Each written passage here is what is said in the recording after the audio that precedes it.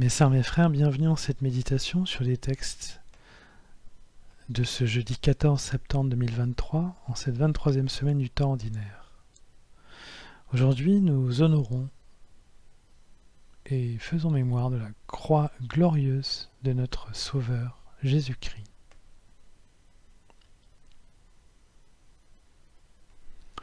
Jésus-Christ a vaincu la mort par l'amour. Il a vaincu la mort sur une croix et a fait de ce signe auparavant ignominieux un signe glorieux.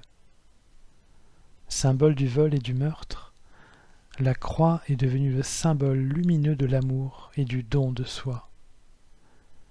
Plus encore, il est devenu le symbole de l'amour guérisseur et sauveur. Car Jésus, en mourant sur la croix, a pris nos péchés et nous a sauvés dans tous les sens du terme. Il nous a sauvés de la maladie et de la mort parce qu'il nous a d'abord sauvés du péché. L'Évangile du jour insiste sur la comparaison avec les Hébreux et fait référence au texte du livre des Nombres. Les Hébreux furent sauvés de la colère de Dieu et de leur récrimination contre lui dans le désert par un serpent d'airain porté haut par Moïse. Ils devaient le regarder pour ne pas mourir des morsures des vrais serpents que Dieu avait mis près d'eux après l'avoir outragé. Mes sœurs, mes frères, quelle pédagogie mise en œuvre par notre Dieu! Depuis tant de temps, il prépare l'humanité à vivre un pardon total et définitif de ses péchés. Après la libération de l'esclavage du peuple hébreu, justement, Dieu préparait la libération complète de tous les peuples de l'esclavage du péché. Mes sœurs, mes frères, mais qu'avons-nous fait pour mériter ce don total et définitif? De la même manière que Dieu a voulu sauver son peuple malgré son injustice, dans le livre des Nombres, Dieu a sauvé le monde entier par Jésus-Christ. L'Évangile nous dit « Dieu a tellement aimé le monde qu'il a donné son Fils unique, afin que quiconque croit en lui ne se perde pas, mais obtienne la vie éternelle. » Ainsi, Dieu est toujours à l'initiative de l'amour et du pardon. À chaque fois, Dieu nous envoie sa sainteté pour nous rendre saints à notre tour et nous sauver. Nous vivons alors ce moment particulier de compréhension du cadeau incroyable que Dieu nous a fait, de la grâce infinie qu'il nous accorde et qui nous fait revivre. Tout un extrait du psaume 77, psaume 78 dans le canon hébreu, montre l'immense miséricorde de Dieu.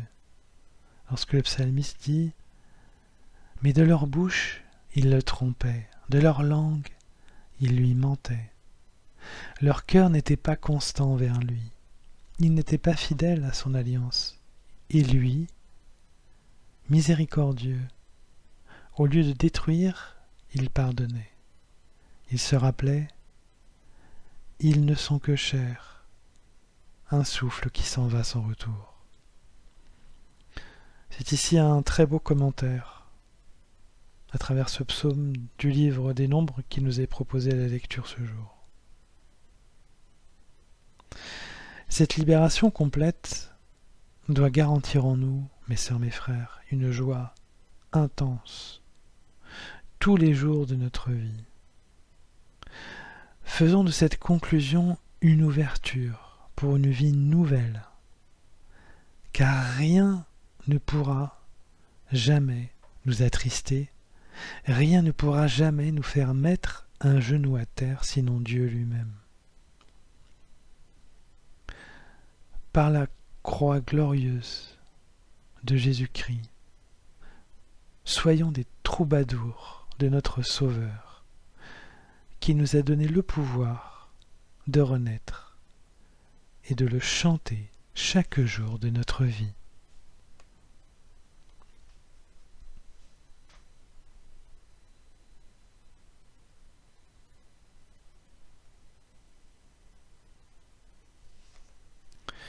Mes sœurs, mes frères, après cet instant de méditation sur les textes de ce jour consacrés à la croix à la glorieuse et à la victoire de la mort par Jésus-Christ, par l'amour, je nous invite à la prière.